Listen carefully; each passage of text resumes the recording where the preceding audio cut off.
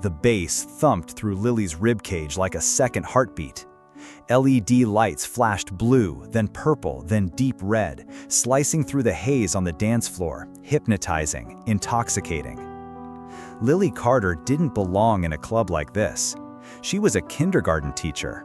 Her life revolved around early mornings, hot coffee, and circle time with kids who still believed in unicorns. But tonight was her 26th birthday, and Macy, her wild, untamable best friend, had dragged her to Las Vegas with the dangerous promise: one crazy night won't kill you unless it's too good. There'd been shots, laughter, a dizzy blur of bodies swaying to a beat. Then him. He moved toward her through the crowd like the music itself had parted just for him. Tall, broad-shouldered, dark hair tousled in just the right way, and eyes that locked onto hers like a magnetic pull. She didn't know his name. He wore a white button-down, sleeves rolled, the top two buttons undone. He leaned in, voice a low hum against her ear. "You shouldn't be here alone." "Maybe," she smiled, a little too loose, "but neither should you." "Then we're already a bad idea," he said, and laughed like sin. What happened after came back to her in scattered fragments. The hallway of a luxury hotel, the click of a door locking behind them, the scent of his cologne, woody and warm. Kisses that erased names and logic, hands that asked for nothing and everything at once. And one whispered promise, right before sleep took her: "I won't let you forget tonight." But she did forget. When she woke, the suite was silent. The man was gone. In his place, a pressed white shirt draped over the armchair, a hotel receipt on the table, and a pair of initials embroidered in black thread at the cuff: BC. No phone number, no name, no note. Lily returned to Los Angeles, ready to write the night off as a reckless memory. But 3 weeks later, when the nausea started, she knew. The first pregnancy test stared back at her with 2 bold pink lines. A second confirmed it, and a third just to be sure. The baby was real, but the father was a ghost. 6 months later, Lily adjusted the soft pink sweater over her rounding stomach as she stepped out of the OB/GYN clinic. The late afternoon sun warmed her skin, but her thoughts were colder than ever. "You should think about listing the father's name," her doctor had said, "for medical history, insurance, support." Lily had only nodded. But what was she supposed to write? Man from Vegas? Unknown identity? Possibly allergic to commitment? She only had one clue: the shirt, the initials BC. That and a blurry image burned into her brain, a sharp jawline, a rough whisper, hands that had made her feel wanted in a way she didn't know she craved. Macy had tried to help. "We can post the shirt online," she said. "Start an internet thread. Who did I sleep with in Vegas? Maybe it'll go viral." Lily refused. Some part of her wanted to protect that night, even if she didn't understand why. She was halfway across the parking lot when a sleek black Mercedes pulled up beside her. The window rolled down. "Lily Carter?" She froze. The man behind the wheel wore a dark suit and sunglasses, his jaw sharp, expression unreadable. She stepped back, cautious. "Yes?"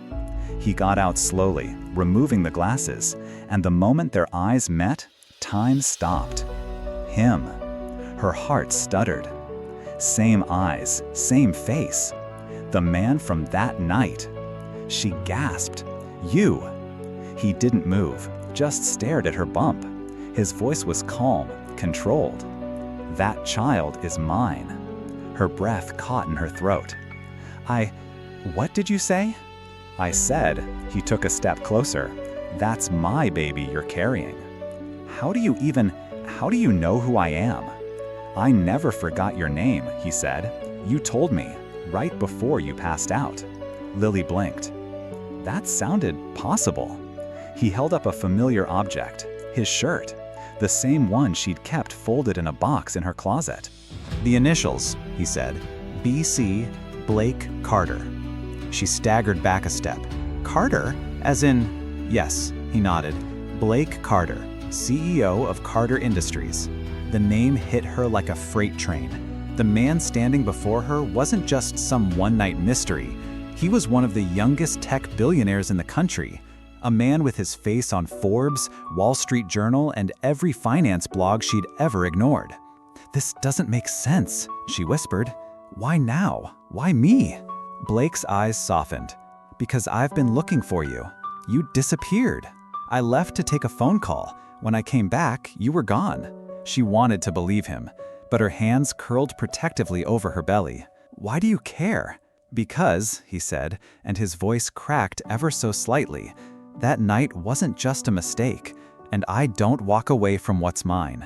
The cafe was quiet, too quiet for how loud Lily's thoughts were. She sat in a corner booth, fingers gripping the paper cup of herbal tea like it was her only anchor. Across from her, Blake Carter sat with unnerving calm, legs crossed, black coat draped over the leather seat like he owned the whole damn city. Maybe he did. He stirred his coffee, once, twice, then looked up. "You haven't touched your tea. I'm not sure if I should drink anything in front of a stranger claiming to be my baby's father." His lips twitched, like he wanted to smirk but didn't dare. "I'm not a stranger, Lily. Then what are you?" He leaned forward, elbows resting on the table, fingers laced. "I'm the man who spent 6 months looking for a woman he thought he'd never see again." She looked away. Outside, the rain had started, soft and misty, the kind that blurred the world. She almost wished it would blur him too. This version of him was too crisp, too perfect, too impossible. "So you expect me to believe you just found me?" "No." He tapped the cuff of his shirt, the one with BC stitched in black. "I didn't find you by luck. I hired a private investigator." Her jaw dropped. "You what?" "I needed to know, needed to be sure." "You stalked me?" "I found you," he said, evenly. "There's a difference." Lily pushed back her chair slightly, ready to bolt, but her belly bumped the table and she winced. Instantly, Blake's entire body shifted. He stood, circled around, crouched beside her. "Are you okay? Is it the baby?" She stared at him. That same electric look from Vegas. No mask, no game, just concern. "I'm fine," she said quietly. "He kicks a lot." "He?" Blake blinked, then smiled. "It's a boy?" She hesitated, then nodded. "Wow," he exhaled, like he'd just been told he owned the moon.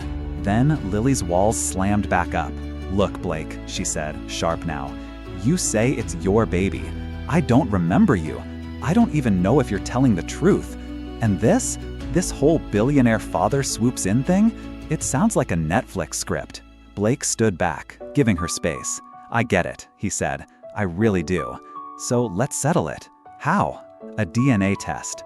I'll cover everything. No pressure, no contact if it's not mine. But if it is, Lily cut in, what then? You take him from me? Throw your money at him and turn him into some prep school robot who says sir and yes, father?" Blake chuckled, dry and unexpected. "That's not what I want." "Then what do you want?" He looked at her then. Not just her belly, not the child. Her. To know him, to know you, and to fix what I didn't know I broke. Lily's heart wavered, but her mind raced ahead, protective and wary. "Fine," she said slowly. "We'll do the test.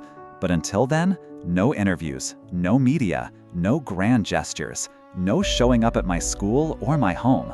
His jaw ticked at the word interviews, as if the thought disgusted him. "I'm not here for a scandal, Lily." "Good," she said, standing up, "because neither am I." They met again 4 days later at a discreet private clinic in Beverly Hills. Blake arrived in a charcoal gray suit that hugged his frame like it had been stitched by the gods. He held the door for her. He didn't speak much. She didn't either. A swab, a signature, a 3-day wait. It should have been simple, but nothing about Blake Carter was simple. The next morning, Lily stepped into her classroom and froze. On her desk was a bouquet, no, a fortress of white tulips. Elegant, bold, breathtaking. No card, no name, but she knew. She didn't need handwriting or initials. She could feel his presence in the room, even if he wasn't there. She shoved them into the supply closet before the kids arrived. Later that evening, Macy stormed into her apartment, holding her phone like it was a bomb. "You didn't tell me he was Blake freaking Carter." Lily blinked. "You Googled him?" "You think I wouldn't?" Macy sat down like she needed oxygen. "Girl, that man is loaded, like Private Island in Tahiti loaded, and single, and he showed up for you." "I didn't ask him to." "But you didn't run either." Lily didn't answer, because the truth was she hadn't. Something about Blake scared her, but not in a dangerous way.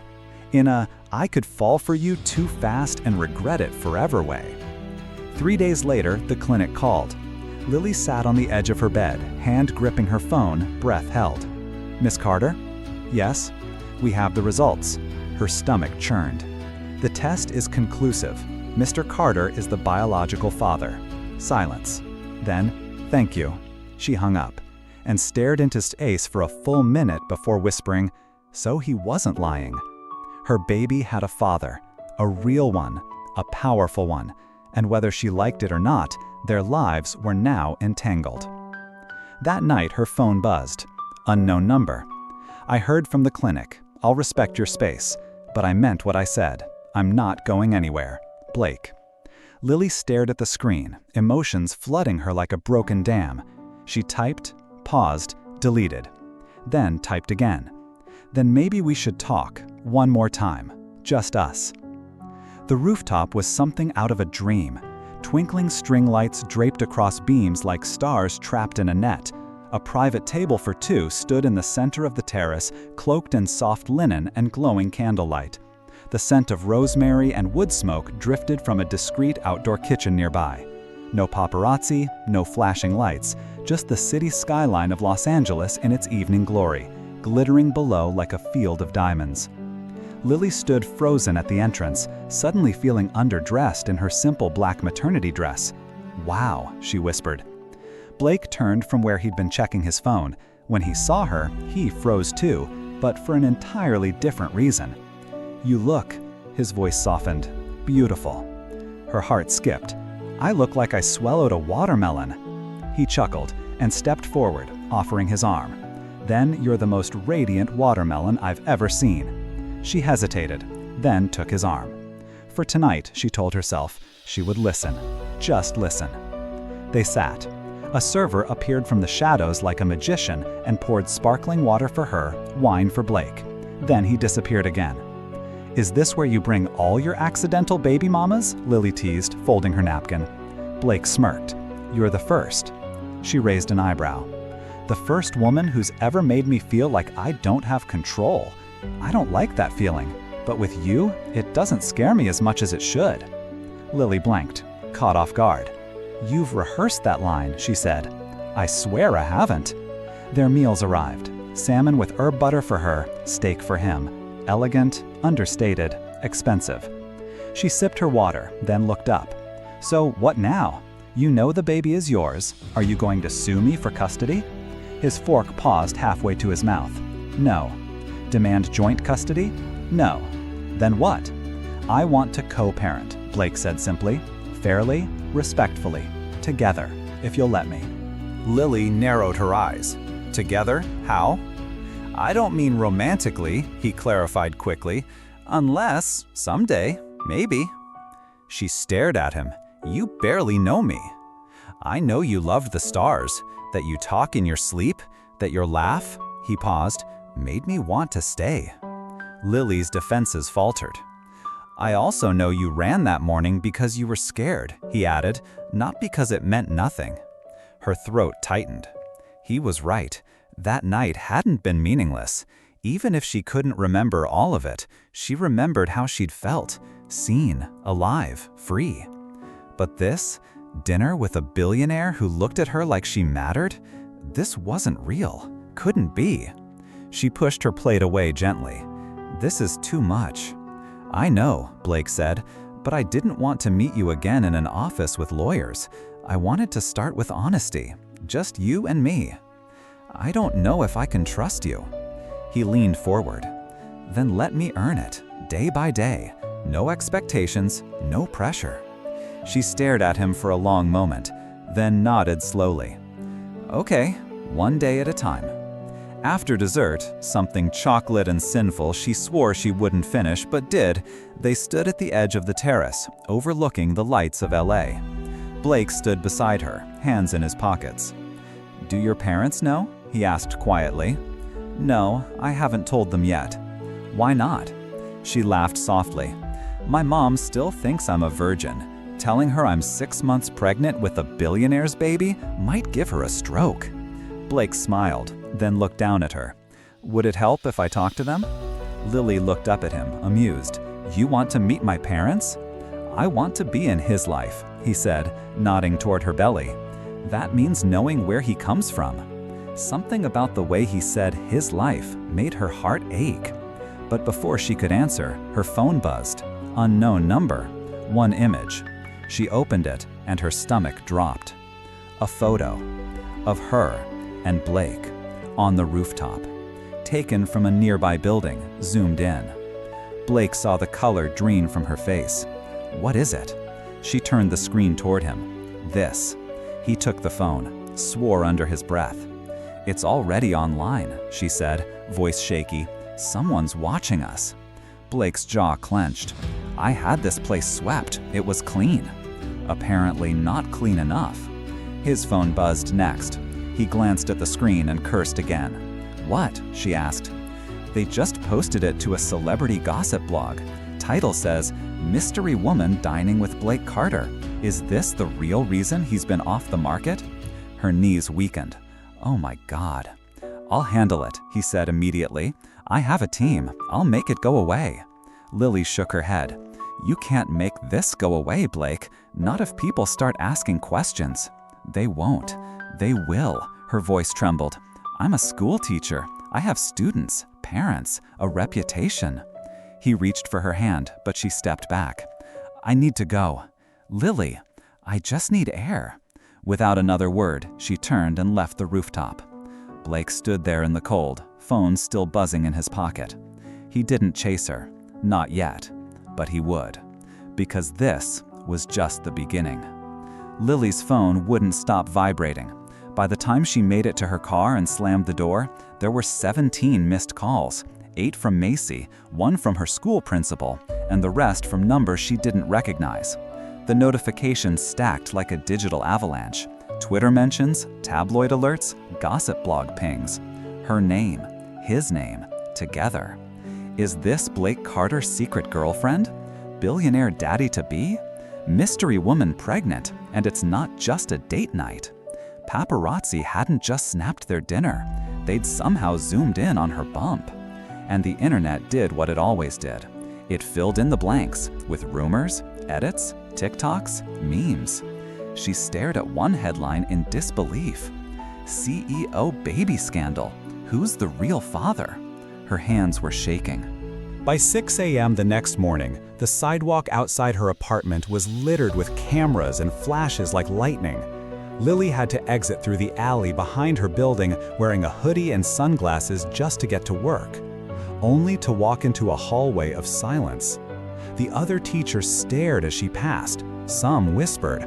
One gasped audibly. In her classroom, her principal was waiting, Mr. Downing, a man who had a permanent look of concern even on the best days. "Lily," he said, shutting the door behind her, "we need to talk." Her heart dropped. They sat across from each other at her desk, her still in her coat, him looking like he didn't know where to begin.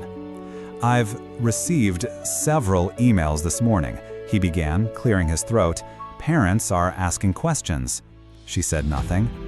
"They're concerned about the media attention, the children's safety, your, judgment." "My judgment?" Her voice cracked. "I'm not here to shame you," he said gently, "but you're in the middle of something that's gone very public, very fast, and this school has never had a scandal before," she finished, biting the inside of her cheek. He nodded. "I'm not going to fire you, Lily, but I think it's best if you take a leave of absence." Her stomach dropped. "You're benching me?" "Just until things quiet down. You'll still get paid, but the board is nervous, and honestly, so am I." She blinked back tears. "They don't even know me." "They think they do now."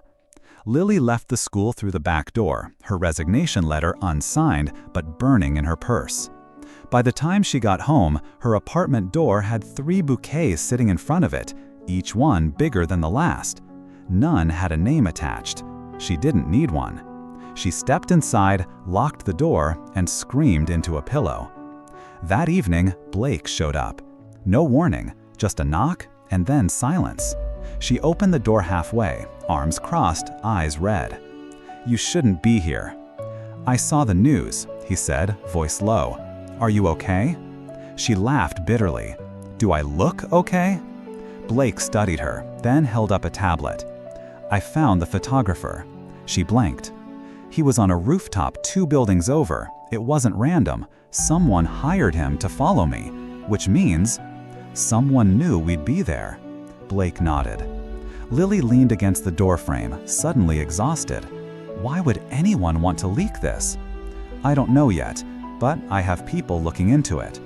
She looked at him, really looked at him, for the first time that day. His tie was loose, his jaw clenched.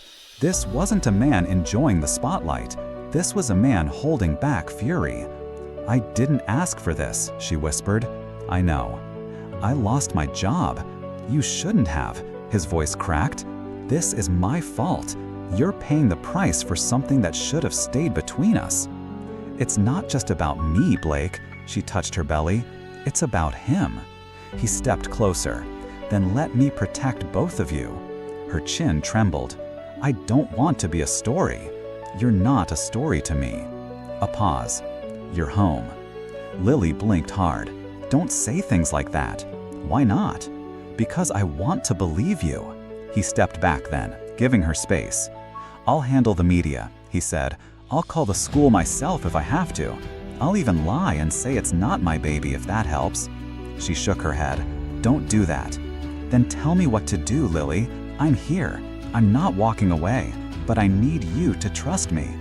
"I don't know if I can trust you." He looked straight into her eyes. "Then let me show you."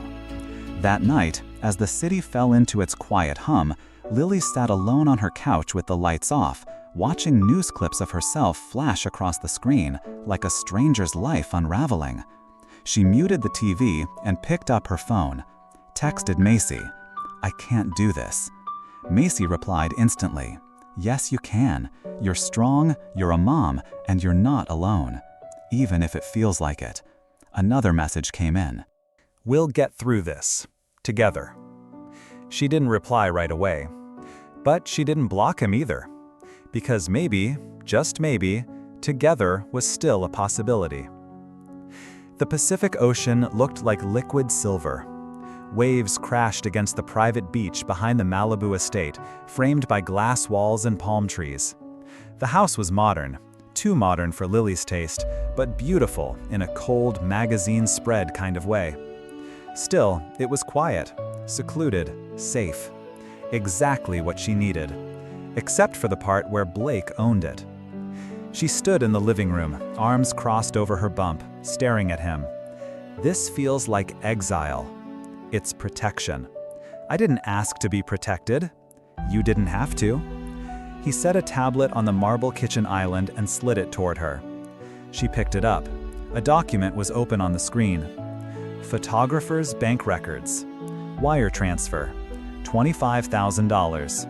Sender, unknown shell company, tied to a holding account in the Cayman Islands. Blake's voice was tight. "This wasn't just a random tabloid hit. You're saying someone wanted to hurt us?" "I'm saying someone wanted to hurt me." He paused. "And they used you to do it." Her stomach twisted. "Do you have enemies?" she asked quietly. "I'm a billionaire, Lily. I have entire committees of enemies." He started to pace, one hand dragging through his hair. "The board doesn't like how fast I've expanded overseas. Shareholders want me to step down. And I have competitors who do anything to smear me." "And a pregnant woman is the best they've got?" "No," he said, meeting her gaze. "You're the best target, because they knew I'd react." That made her freeze. "You reacted?" "I shut down 5 interviews, paid off 3 blogs, called in favors from 4 PR firms in one night. He exhaled. Lily, I moved mountains for you. She looked down, heart pounding. Why was it so much easier to believe the world wanted to tear her down than to believe he was trying to build her up? Later that evening, she wandered out onto the balcony overlooking the sea. The salty breeze lifted her hair. The stars here were brighter, clearer, like they weren't being smothered by the noise of the city. She heard his footsteps before she saw him. You shouldn't be out in the cold, he said softly. I'm fine. He likes the ocean. She placed a hand on her belly. Blake stood beside her, hands resting on the railing. He didn't look at her, just out at the horizon. When I was a kid, he said, voice low, I used to come here and wish someone would tell me everything would be okay, that life wouldn't always feel like a chess game I was losing. She turned to him. You were poor? No, a bitter smile.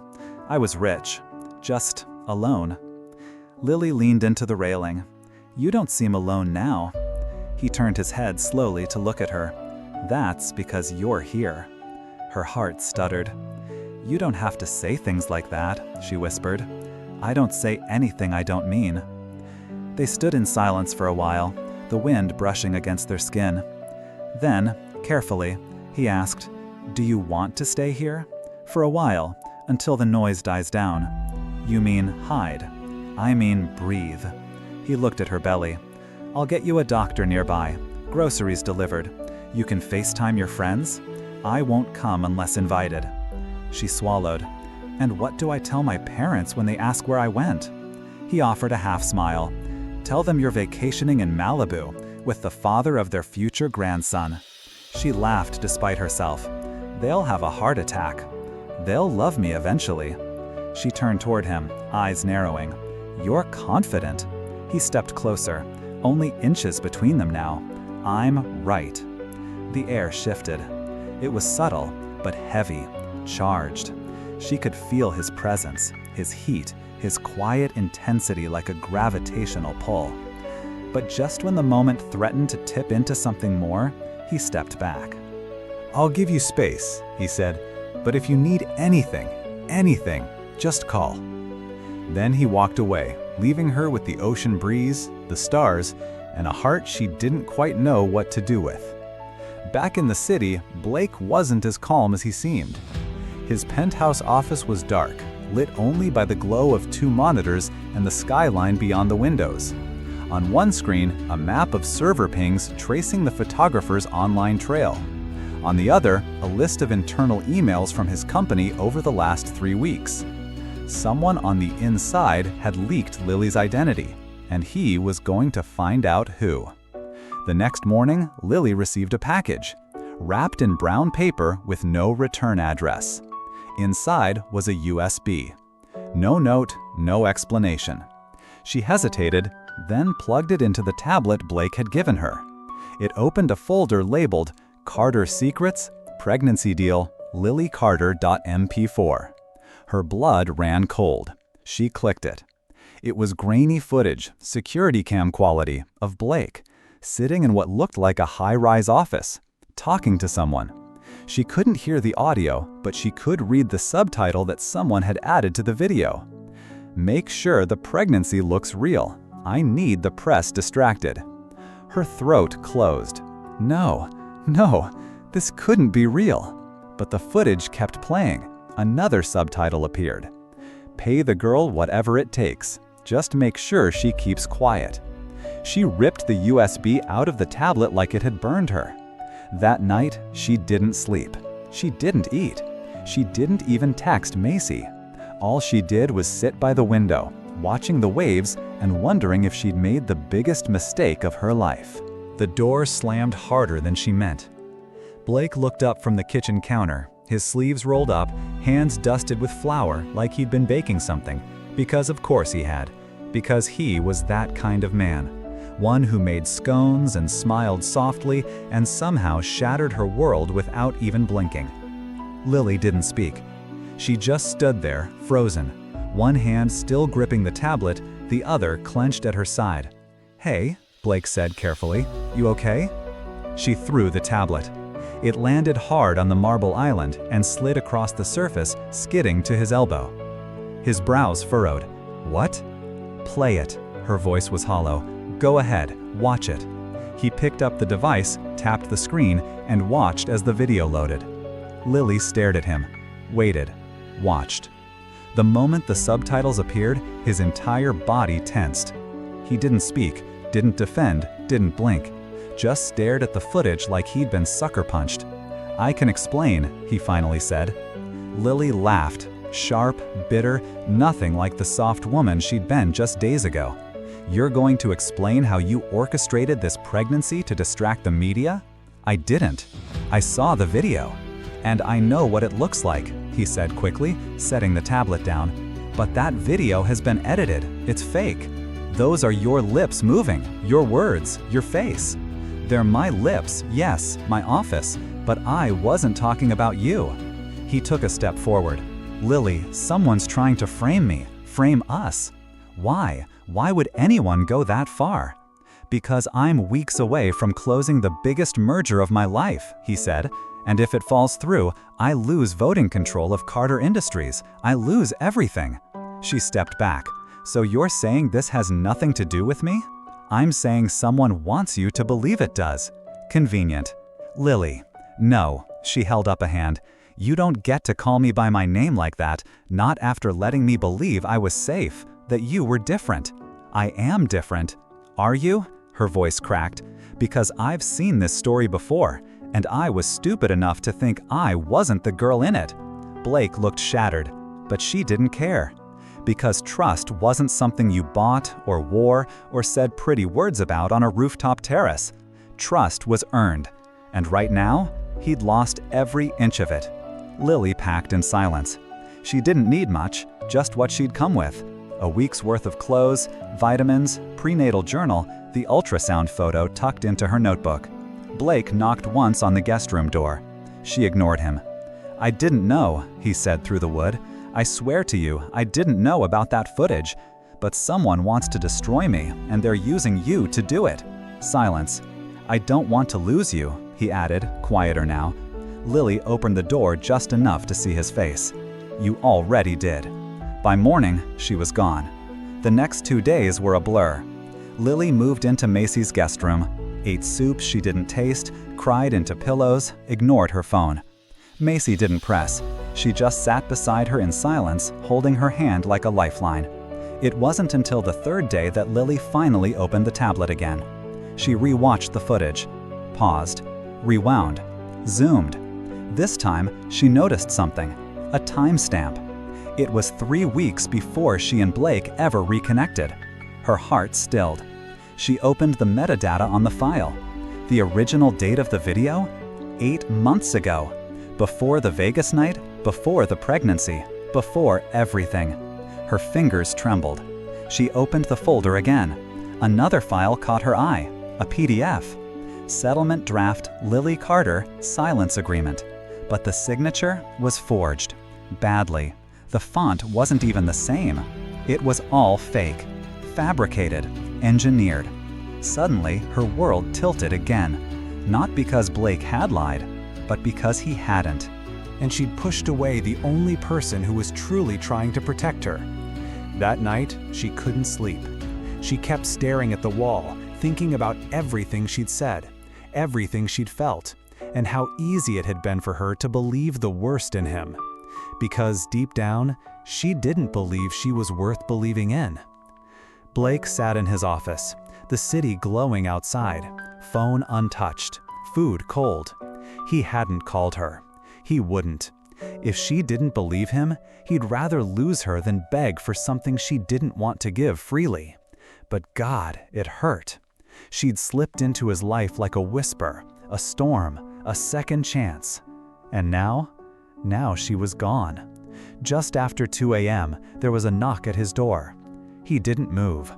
A second knock, firmer. Then her voice, muffled through the glass. "Open the door, Blake." His heart leapt so violently he almost dropped the whiskey glass in his hand. He ran, flinging the door open. There she was, rain in her hair, pajamas under a long coat, barefoot on his front step, holding a tablet like it had betrayed her. "I was wrong," she said. He stared at her, breathless. "I didn't know how to believe you. But the video, it's fake. The signature, everything. Someone made it to drive us apart." He opened his mouth, closed it.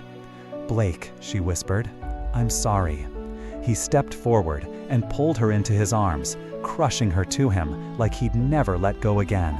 And for the first time in weeks, Lily let herself breathe. The rain had stopped, but Lily stayed in his arms longer than necessary. Neither of them spoke. The silence between them wasn't empty.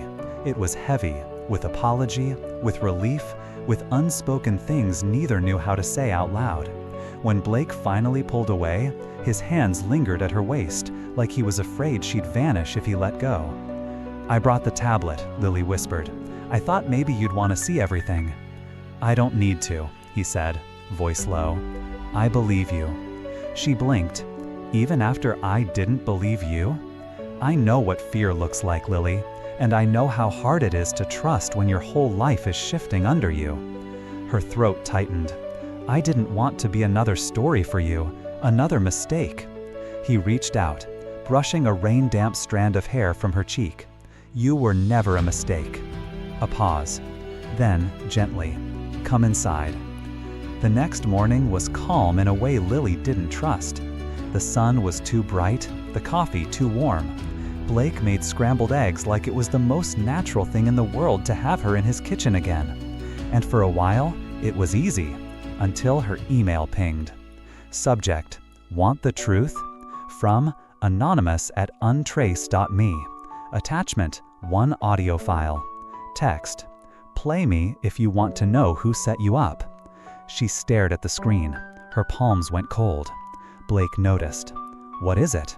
She turned the tablet toward him. He read the email once, jaw tensing. "Play it," he said. She hesitated, then tapped the file. A distorted voice filtered through the speakers, warped to hide identity. "If you're hearing this, then you already know you're a pawn in something much bigger. The video was fake. The leak wasn't an accident. And the man beside you, he's not the only one being targeted. There's a mole inside Carter Industries, high level, close enough to know Blake's schedule, private meetings, even the Vegas trip. They wanted Lily exposed, humiliated, because her scandal would tank Blake's image before the merger. You want proof? Check the timestamp on your calendar. The leak happened 15 minutes after Blake confirmed a private dinner with Lily. Only one other person had access to that message. Look for someone who wears trust like a suit and cuts loyalty with a smile. When you're ready to trade silence for truth, come alone." The recording cut off. Lily stared at the tablet like it might explode. Blake's face was stone. "That voice," she whispered. "It's scrambled. Could be anyone." But what if it's real? He didn't answer, because the truth was, they both already knew it was.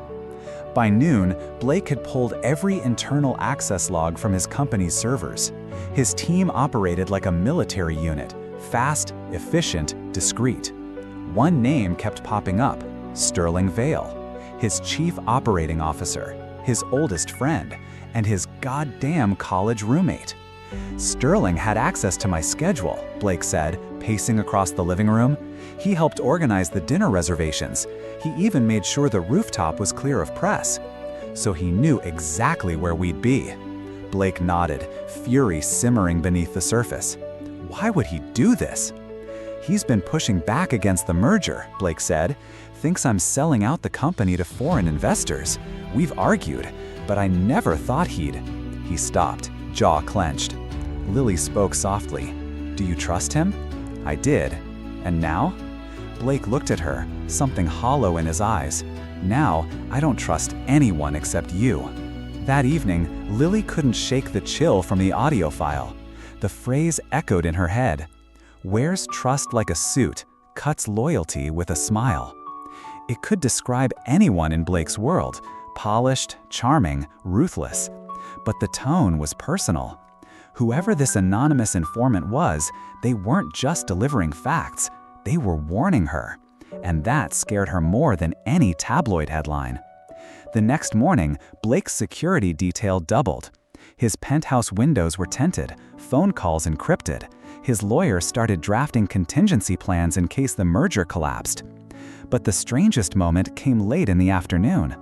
Lily stepped into the kitchen to grab water and found a manila envelope slid under the door. No name, no return address. Inside, a single photograph. Blake, sitting in a meeting room, talking to Sterling. Across the table, a familiar face, her principal, Mr. Downing. Lily's heart stopped. "What the hell?" she whispered. She showed Blake. His jaw ticked. "That meeting never showed up on my calendar." "I don't understand. Why would my principal be meeting with your COO?" Blake's voice turned cold. "Because someone wanted you out of your job, humiliated, vulnerable." "And it worked," she said bitterly. "I left before they could fire me." Blake looked at her, voice tight. "They didn't just leak a photo, they coordinated your downfall." A pause. "Which means you were never collateral, Lily. You were the target." That night, she couldn't sleep. Her baby kicked harder than usual, like he knew something was wrong. Blake sat beside her on the bed, hand resting protectively on her stomach. His eyes were dark, distant. "Do you regret it?" she whispered. He looked at her. "Meeting me? Vegas? All of this?" He shook his head slowly. "You're the only thing about my life that feels real right now." She swallowed hard. "Even if someone's trying to use me to destroy you? Especially then." Their hands touched, fingers intertwined. In that moment, there were no tabloids, no conspiracies, no forged videos. Just two people caught in something bigger than either of them ever imagined, and somehow still holding on. Blake didn't speak as the elevator climbed to the 54th floor. He stood with his arms crossed, jaw tight, eyes fixed on the red-lit numbers ticking up. Lily stood beside him in silence, her coat wrapped tightly around her bump, heart racing. They were going to see him. Sterling Vale. The man Blake had once trusted with company secrets, family holidays, and drunken college confessions. The same man who might have tried to destroy them both. "Are you sure about this?" Lily asked quietly. "No," Blake said, "but I need to look him in the eye." The elevator doors slid open with a soft chime. Sterling's office was a glass cube suspended in power. Polished floors, wall-to-wall windows, a full view of downtown Los Angeles, glinting like ambition made concrete. He was already standing when they entered. Tall, crisp suit, silver cufflinks, a smile that didn't reach his eyes. "Well," Sterling said, gesturing to the chairs, "this is unexpected." "No need to pretend," Blake said coldly. "Let's skip the theater." Sterling's smile didn't fade. "Always straight to the point, aren't you?" Lily stood behind Blake's chair but didn't sit. She didn't want to relax, not near him. Every instinct screamed that something was off. "I want to know why," Blake said. "Why you leaked the dinner, why you forged that footage, why you pulled her principal into this." Sterling blinked, just once, then leaned back. "Interesting accusation," he said casually. "Very cinematic." "I have evidence," Blake growled. "Bank records, metadata, a meeting log with him," he nodded toward Lily, "that wasn't in your calendar." Sterling exhaled, like he was dealing with a child. "So what if I did?" Lily's blood froze. Blake sat forward, voice deadly calm. "Say that again." Sterling stood, walked to the window. "You think this company survives another merger? You think selling to Eastern Global won't cut 50% of our domestic jobs?" "This wasn't about the company," Blake said. "This was personal." Sterling turned. And for the first time, the mask cracked. "It was always personal," he snapped. "You were the golden boy. You had the brains, the money, the face. You walked into rooms I had to claw my way into. And now, you get her too?" He glanced at Lily, then back to Blake. "You were never going to give me a seat at the top, so I made my own. You tried to ruin me." "No," Sterling said quietly. "I tried to humble you." Blake stood so fast his chair toppled backward. "You used her. You used my child." Sterling looked at Lily again, this time without pretense. "You think he's the hero in this story?" he asked her softly. "You think billionaires play fair when the stakes are global?" She didn't answer. She didn't need to. Sterling turns back to Blake. "You don't have the guts to fight dirty." Blake stepped forward, nose to nose. "Watch me." They left without another word. Blake's phone rang the moment they stepped outside. "Security detail?" he answered. A pause. Then, "What?" Lily turned sharply. "What happened?" Blake ended the call. "There's been a break-in at the Malibu house. The safe room triggered. No one was inside, but the alarm's live." Lily's heart slammed into her chest. "You think it was him?" Blake was already dialing again. "I don't think. I know." The Malibu house was swarming with private security by the time they arrived.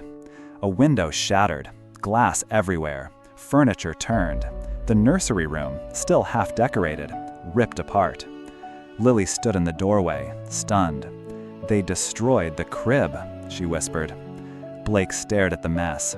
He sent a message. A guard approached, holding up a small black box. "We found this under the pillow," the man said.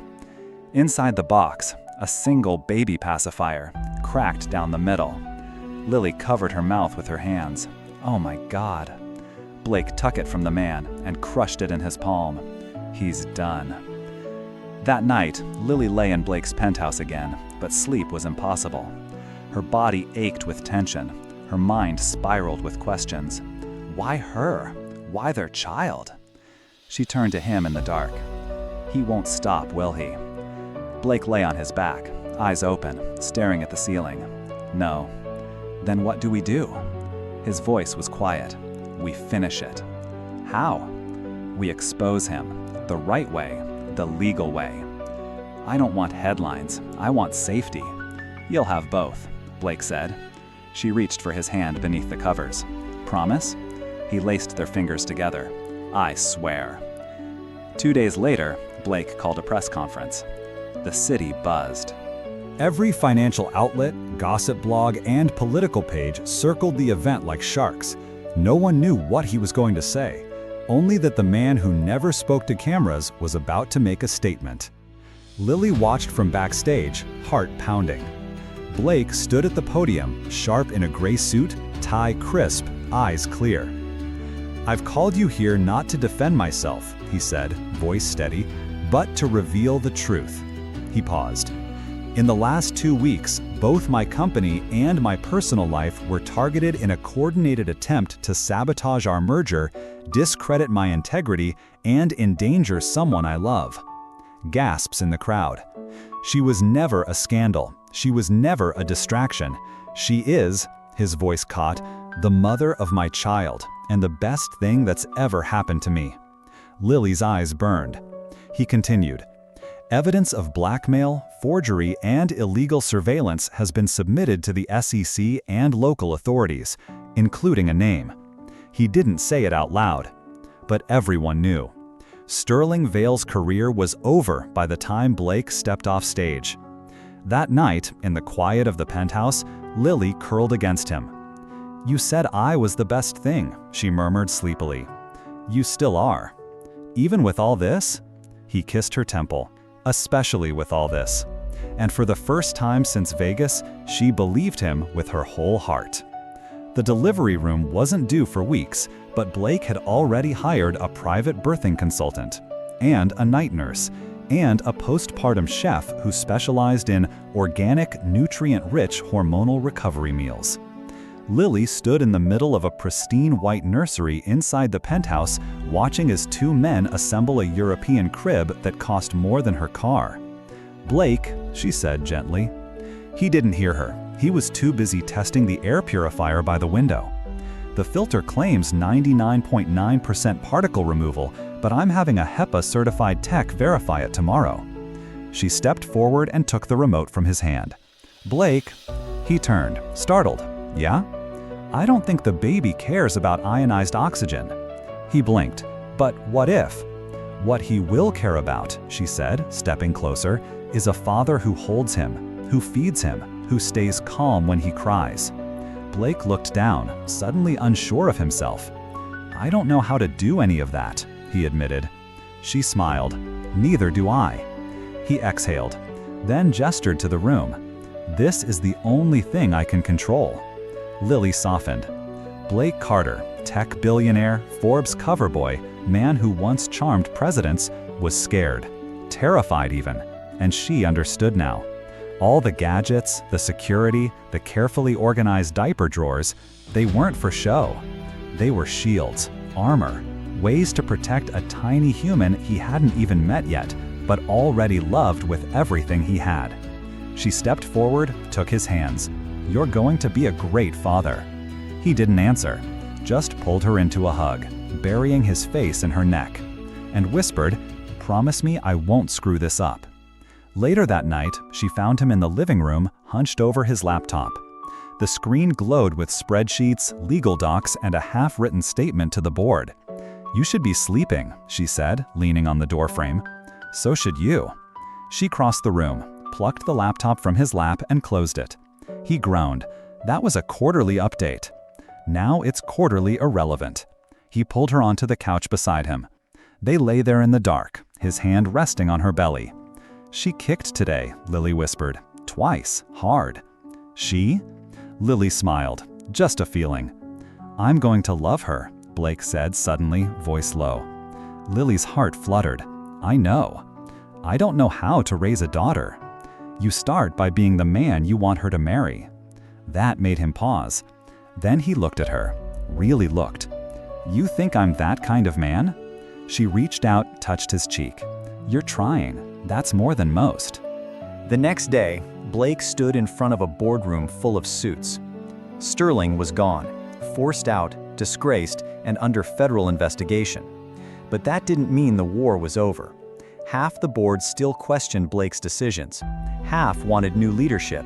Half didn't like that he was suddenly in the tabloids with a pregnant woman and a child on the way. But Blake, he didn't care anymore. This company was built on innovation, he said, eyes locked on theirs, not control. And I won't apologize for building a family as fiercely as I built a legacy. Some scoffed. Others nodded. But none dared interrupt him again. Meanwhile, Lily sat in her first parenting class. She was surrounded by couples holding hands, rubbing baby bumps, laughing over diaper blowout stories. She felt out of place. Until one woman leaned over and smiled. First time mom? Lily nodded. Yeah, same. The woman gestured to her own belly. You'll learn as you go. Nobody walks in here knowing what they're doing. Lily smiled softly. That's comforting. The woman hesitated. Is the dad involved? Lily looked down at her stomach, then smiled. More than I ever expected. That night, Blake came home late, shirt untucked, tie gone, eyes heavy. She met him at the door. No work tonight, she said. He nodded. She pulled him to the couch, placed his hand on her belly. She moved again, she whispered. He leaned in, kissed the spot gently. They sat like that for a long time. No talking, no noise, just heartbeats and breath. And for the first time in weeks, peace. The next morning, Blake received a text. Unknown number. Not everyone is done with you yet. Watch your 6, Carter. The baby's not the only thing someone wants to take.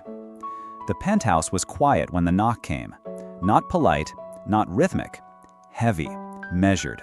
The kind of knock that didn't ask, it warned. Blake was in the kitchen, halfway through his espresso when he froze mid-step. Lily looked up from the couch, a baby book open on her lap. You expecting someone? She asked. No, he didn't move. His entire body went still. The knock came again, slower this time, more deliberate. Blake walked to the front door, checked the camera feed, and swore. What is it? Lily rose, heart thudding. He turned to her. Go to the bedroom, lock the door. She hesitated. Blake, now. She saw the look in his eyes. Not fear, but something colder. Calculation. She obeyed. The door opened. A man stepped inside, tall and lean in a dark coat, hair slicked back, expression calm, like he was here for tea. But Blake knew better. "Hello, Blake," the man said, walking in without invitation. "Long time." Blake shut the door behind him. "What the hell are you doing here, Dorian?" Dorian Vale, Sterling's younger brother. The quiet one, the forgotten one, and the dangerous one. Dorian looked around the penthouse, unimpressed. "So this is where the king sleeps now." "I'll ask again, why are you here?" "I came to settle what your father never did." Blake's jaw clenched. "This isn't about him." "No?" Dorian turned, smile thin. "Because from where I'm standing, his legacy is still poisoning everything you touch." Blake stepped forward. "You want money?" "No," Dorian chuckled. "Not this time." "Then what?" "I want what you took from my brother." Blake's voice turned ice. "Your brother tried to ruin the mother of my child. He deserved worse. Sterling built this company with you. Sterling built a trap and shoved an innocent woman into it." A pause. Then Dorian said, "And now you're going to pay for it." He took something from his pocket, an envelope, and dropped it on the marble counter. Inside, photos. Lily, in the elevator, at her parenting class, in the park. Blake's hands curled into fists. "You've been watching her." "I've been protecting her," Dorian said simply, "from what comes next." Blake narrowed his eyes. "And what comes next? You'll see, soon." He was gone 5 minutes later. Lily emerged from the bedroom, eyes wide. "What was that?" "Trouble," Blake said, pacing the living room like a storm in a suit. "His name's Dorian Vale. He's Sterling's younger brother." "What does he want?" "I don't know yet, but he just threatened us." Lily's pulse spiked. "The baby?" Blake nodded. "He had photos of you, everywhere." Her breath caught. He closed the distance between them, took her face in both hands. "I won't let anything happen to you, I swear it." She nodded, but her heart still raced. She believed him, but fear had a way of seeping in through even the strongest promises. That night, Blake called his head of security. "I want full coverage on Lily, 24/7, no gaps." "And you?" "I don't matter, she does." 3 days passed. The tension didn't. Lily tried to focus on nesting, folding onesies, organizing baby bottles, sketching names in her journal. But she couldn't shake the sense of being watched. Blake grew more withdrawn, eyes constantly flicking toward his phone. He met with his lawyers, doubled security, and reviewed a list of old business deals with surgical precision. On the 4th day, they found something. A company called Redline Capital, a shell corporation that once tried to buy a Carter Industries patent, one Blake's father had rejected. The CEO on record? Dorian Vale. Blake stood over the documents, fury simmering beneath the surface. My father humiliated him, blocked his funding, cost him his career. And now he wants revenge, Lily whispered. He's using you to get it. That evening, Lily received a package. No label, no return address.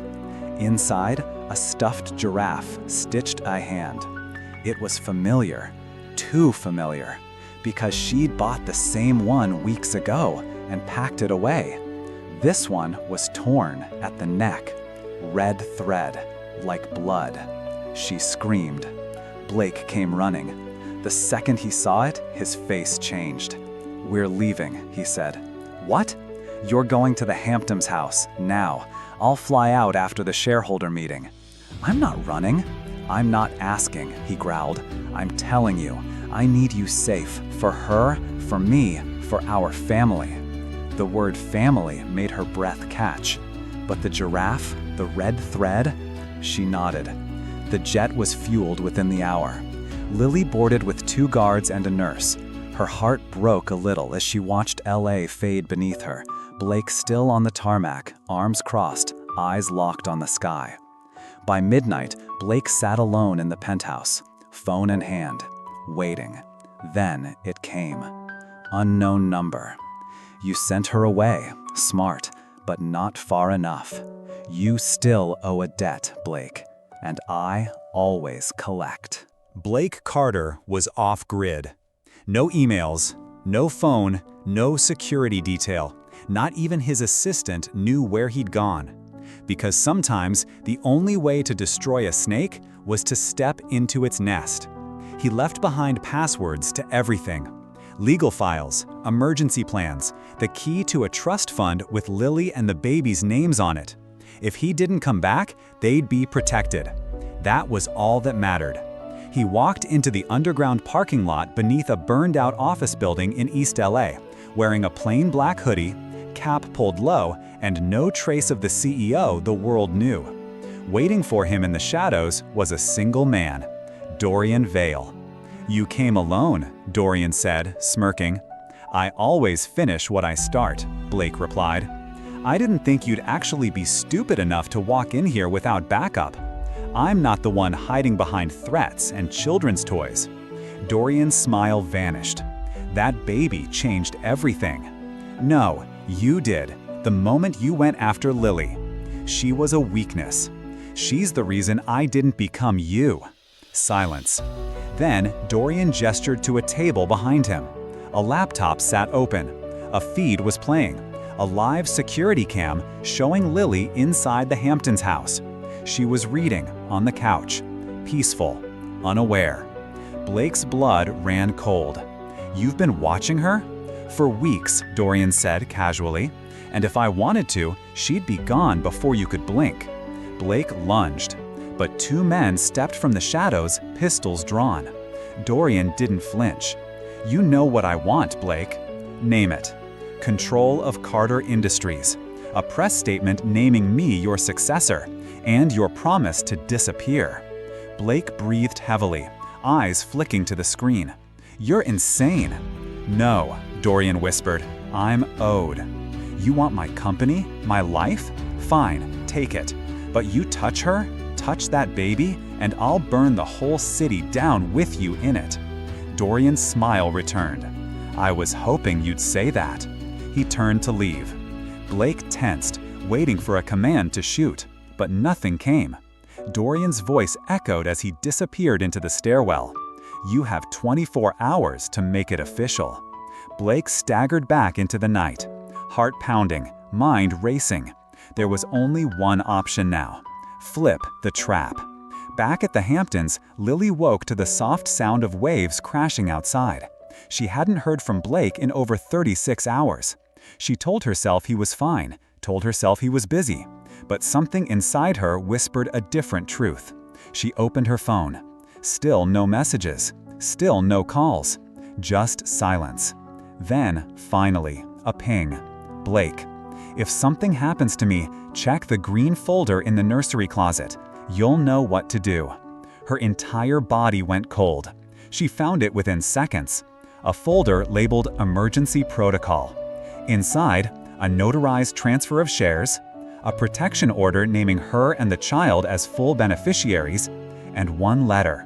"Lily, if you're reading this, then I've failed to stop him. Or maybe I'm still trying. Either way, you need to know. I never wanted to leave you. I never wanted to miss her first breath, her first laugh, her first everything. But if I don't make it, this protects you, our daughter, our future. And I need you to believe this. You were never a scandal. You were my salvation. Blake." She dropped to her knees and cried like something inside her had been torn in two. But Lily Carter was not the girl from Vegas anymore. She wiped her tears, pulled out her phone, and made a call. "Macy, I need your help. We're going to get him back." Back in the city, Blake sat in a dark hotel suite preparing the documents Dorian wanted. But what Dorian didn't know, the entire room was wired. The files tracked, the emails traced. And across the city, in a black van outside Dorian's private residence, FBI agents waited. Blake had made a deal. One last chess move. Let the villain reveal himself. Let the snake strike. Then cut off the head. Dorian called just before midnight. "You ready to give me your kingdom?" Blake stared at the camera, knowing the feds were listening. "Come and get it." It all came down to a warehouse in the industrial heart of the city. No press, No board members, no elegant suits or polite threats. Just steel beams, concrete walls, and the scent of oil, rust, and betrayal. Blake stood in the center of it, alone, back straight, palms open.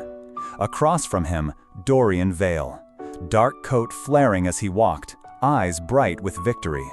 Behind him, two men, armed. But Blake's eyes didn't flinch. He was done playing defense. "Is this how it ends?" Blake asked, voice calm. "No," Dorian smirked. "This is how you end." He pulled a folded document from his coat. Blake's resignation, signed hours ago under duress, stored in an encrypted Dropbox, waiting to go live. "Once this goes public," Dorian said, "you disappear, and Carter Industries becomes mine." "You think that's all this was ever about?" Blake asked. Dorian's voice dropped. "It was never about the company. It was about making you lose something for once." Blake stepped forward. "You already lost, Dorian. You haven't seen anything yet." Dorian nodded to one of the men. A phone was pulled out. A screen turned toward Blake. Lily. Outside the Hamptons' house. Live feed. His heart stalled. "What did you do?" he growled. "Relax," Dorian said. "She's not hurt. Yet. But the world doesn't believe you're the White Knight anymore, Blake. And if you disappear without a trace," he smiled, "she'll go down with you." Across the city, Lily's black SUV screeched to a stop outside the Federal Operations van. She climbed out, breath short, bump wrapped in a long beige coat. Her eyes were wild. "Where is he?" she snapped. An agent stepped forward. "Ma'am, we're monitoring the meeting. We can't move until—" She shoved past him. "You're letting him walk into a death trap. We need to catch Dorian in the act. What if the act is murder?" Silence. Another screen blinked. A man stepped into frame, armed, raised the gun. Inside the warehouse, the weapon glinted under the harsh lights. Blake didn't move. Dorian nodded. "Goodbye, Blake." And then, chaos. A crash of steel as smoke erupted from overhead vents. Flashbangs exploded. Shouts rang out. FBI agents swarmed the warehouse like shadows with guns. Blake dropped low as a bullet grazed his arm. Dorian turned to run, but a red laser pinned his chest. "Don't move." He froze, hand in the air, snarling. "I could have had it all," he hissed. "You had nothing," Blake said through gritted teeth, blood dripping from his sleeve. "That's why you wanted to take everything from me." Back in the van, Lily watched the feed cut to black. She didn't wait for confirmation. She ran. By the time she found Blake, he was sitting on the back of an ambulance, arm bandaged, suit ruined, eyes hollow. He looked up, and everything inside him crumbled. Lily. She was already there, arms wrapping around him, her body trembling as she pressed her face to his chest. "I thought you were gone," she whispered. He kissed the top of her head. "I told you I'd always come back." "But you bled," she sobbed. "You broke yourself to keep us safe." He smiled faintly. "I'd break 1,000 times if it meant you'd never have to." Later, when the sun began to rise over the bay, they sat together in the ambulance doorway, wrapped in a single thermal blanket. Dorian had been taken into custody. The resignation never released. The company was safe. But none of it mattered to Blake. All he could see was her. "I thought you'd run again," he said softly. "I almost did. What stopped you?" "You." He looked at her, and she smiled through the tears. "I realized I'd rather walk through fire with you than sit safe in a world without you." Back at the penthouse that afternoon, the nursery still smelled like lavender and linen. The crib Blake had obsessed over now held a small blanket. Folded. Ready.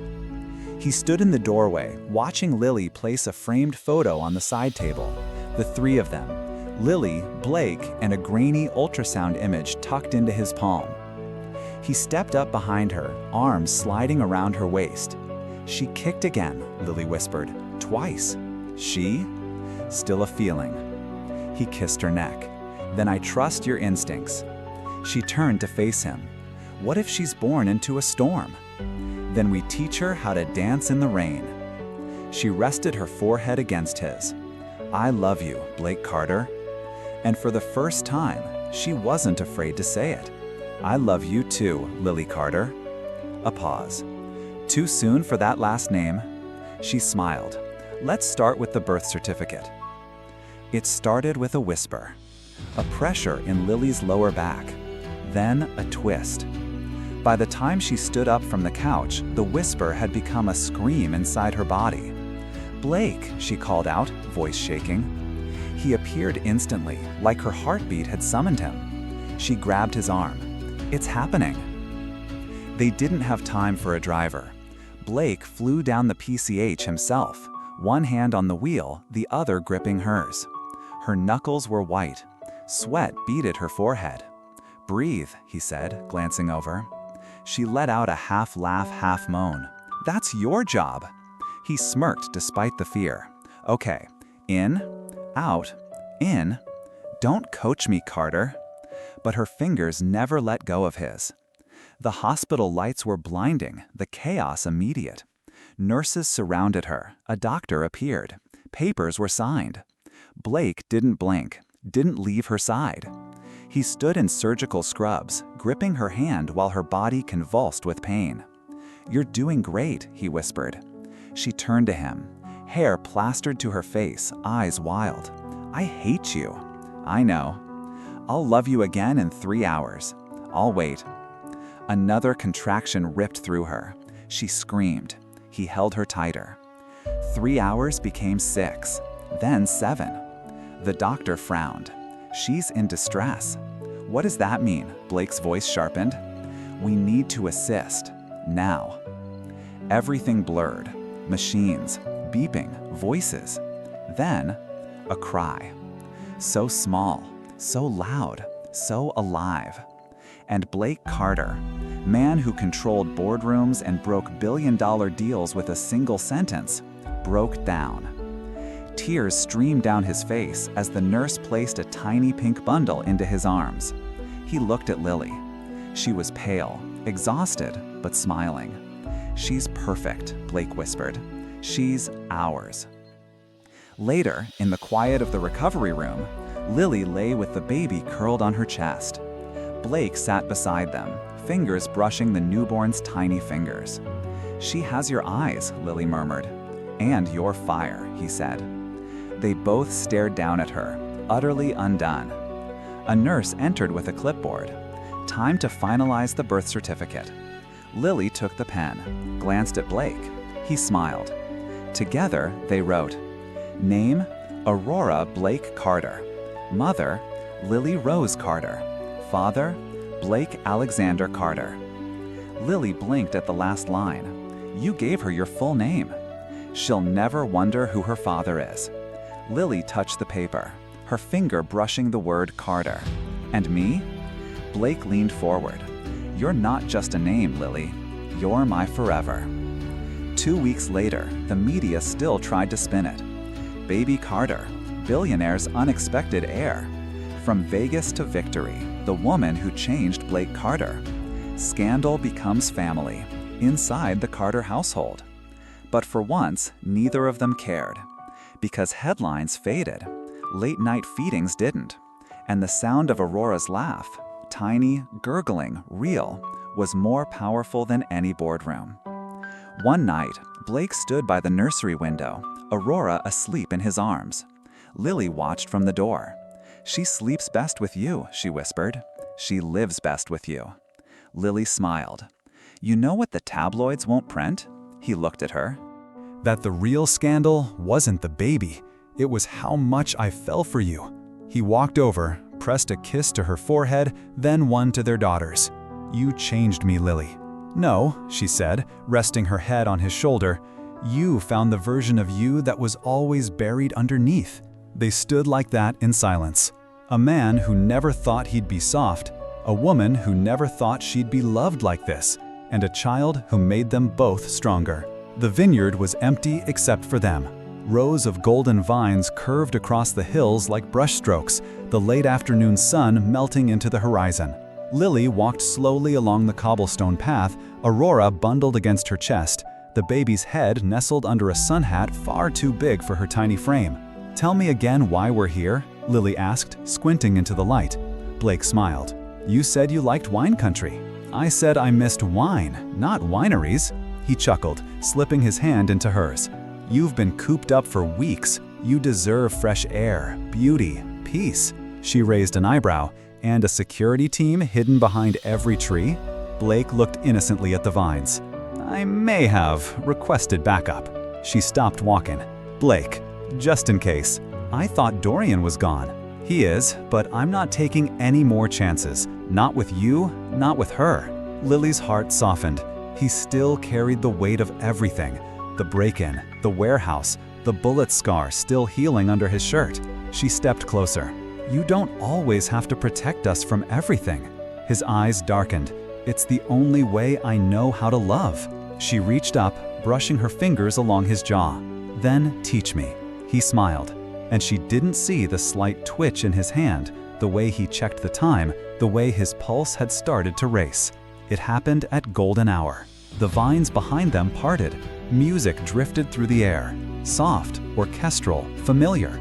A path of white rose petals unfurled across the earth. Lily blinked. "What is this?" Blake gently took Aurora from her arms and passed her to a waiting nanny nearby. Then he dropped to one knee. Lily froze. "I told myself I'd never marry." He reached into his jacket, pulled out a velvet box. "I told myself love was a distraction, messy, vulnerable." He opened it. Inside, a ring that shimmered like it had borrowed light from the stars. "But then I met you." Her hands flew to her mouth. "And suddenly I didn't care about control or legacies. I only cared about you." He looked up at her, eyes brighter than she'd ever seen them. "Lily Carter, will you marry me?" Time slowed. The vineyard, the music, the baby, the years she'd spent thinking she wasn't enough. Tears spilled down her cheeks. "Yes." Blake stood, slipping the ring onto her finger, then kissing her with the kind of certainty that only ever comes after loss, after chaos, after love has proven itself through fire. They held each other as the sun dipped below the hill. She laughed into his chest. "That's it then. I'm going to be Mrs. Blake Carter." But even as the words left her mouth, a single click sounded from beyond the vines. Then another. Lenses, shutters, a chorus of flashes. "What the?" Blake turned. 3 paparazzi burst from the trees. Another drone buzzed overhead. Somewhere a voice shouted, "Confirmed, the Carter proposal is real." "Get down," one of Blake's security guards yelled. Blake shielded Lily instantly, arms wrapping around her like steel. "Go," he growled, "get her to the car." The proposal went viral within minutes. Photos of Blake kneeling, Lily crying, the baby's face blurred but visible. #Carter proposal trended worldwide. Half the world swooned. The other half called it a stunt. CEO redeems himself with surprise proposal. Vegas baby, billionaire ring, the PR arc we all saw coming. Is this love or just smart business? Lily turned off her phone after the 10th call. Blake stormed down 3 press outlets with legal threats. But the damage was done. A private moment had been stolen, and something inside Lily cracked.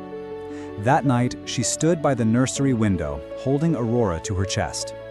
Blake watched her from the doorway. "I'm sorry," he said softly. "I wanted it to be just ours." She didn't look at him. So did I. He stepped into the room.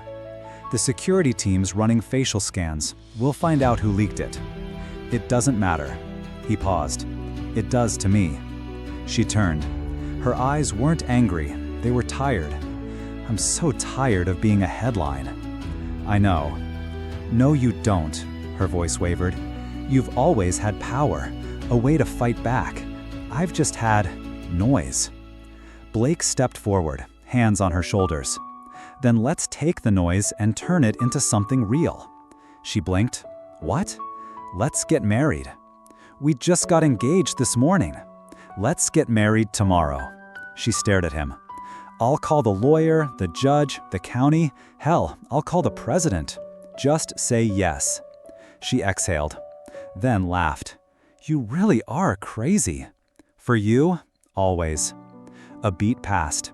Then she whispered, "Okay." And just like that, the storm became still again. The courthouse smelled like paper and time. Old wood, shined marble, quiet footsteps echoing in long hallways. It was a Tuesday. No red carpet, no orchestra. Just Lily in a simple ivory dress, holding a bouquet of white tulips. The same kind Blake had once left on her desk when everything between them was still broken. Now, it was whole. Blake stood waiting near the judge's bench, his suit dark, his tie soft gray. Aurora nestled in his arms wearing a miniature tulle dress and silver baby shoes that sparkled every time she kicked. Macy stood behind Lily, eyes misty, holding the rings. Their world had narrowed. There were no reporters, no bodyguards, no headlines. Only 5 people in the room. Lily, Blake, their daughter, a best friend, and the woman who would say the words that turned a love story born in chaos into a vow that would outlast it. Do you, Blake Alexander Carter, take Lily Rose Carter to be your lawfully wedded wife?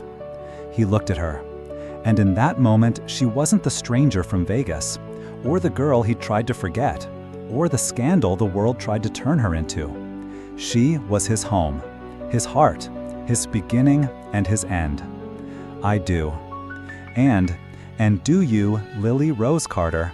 I already do, she whispered, eyes glassy. I did before you even asked. The judge smiled. You may exchange rings. Blake took her hand, slipped on the band. Simple platinum, no flash, just truth. Lily followed, her fingers shaking slightly as she slid the cool circle onto his finger. Then came the silence, the pause before the gavel, the moment before it became real. And then, tap. By the authority vested in me, the judge said, I now pronounce you husband and wife. The kiss wasn't loud or dramatic. It was soft, sure, the kind that says, we made it, and we're never letting go. Aurora let out a soft coo between them, arms flailing as if demanding attention. They laughed. And just like that, they were a family.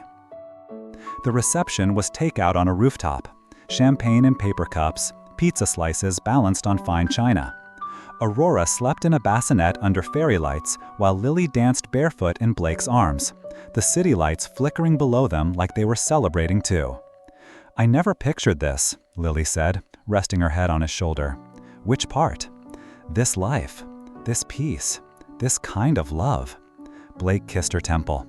I didn't picture it either. But? He pulled back to look at her. But I'll never picture anything else now. 3 months later, the tabloids moved on. There were new scandals, new billionaires, new headlines. But one story remained a favorite. Vegas girl, billionaire, baby, and now a wedding. Every time Lily saw the headline, she just smiled. Because they didn't know the half of it. They didn't know about the sleepless nights, the lullabies, the soft hum of Blake singing to Aurora when no one else was listening. They didn't know about the way he looked at her every morning like she was a miracle he still couldn't believe he deserved. They didn't know about the real scandal, that he wasn't the man the world warned her about. He was the man she never saw coming, and now he was hers, forever. Epilogue, 1 year later. The house in Napa was quiet. Blake was on the porch, rocking gently in a wooden chair with Aurora asleep on his chest, her small hand fisted in his shirt collar. Lily stood in the doorway, watching him. Sunset kissed his skin. His hair had grown a little longer. His eyes still softened every time he looked at their daughter. You fell asleep, she said softly. He opened one eye. She did first. Of course. Lily walked over, knelt beside them. Thank you, she whispered. For what? For proving me wrong, for staying, for being better than I ever believed men like you could be. Blake smiled, brushing a curl off Aurora's forehead. You didn't make it easy. Wouldn't have been worth it if it was. She reached up, kissed him gently, then leaned her head against his shoulder. And for the first time in either of their lives, love didn't feel like a battlefield. It felt like a home.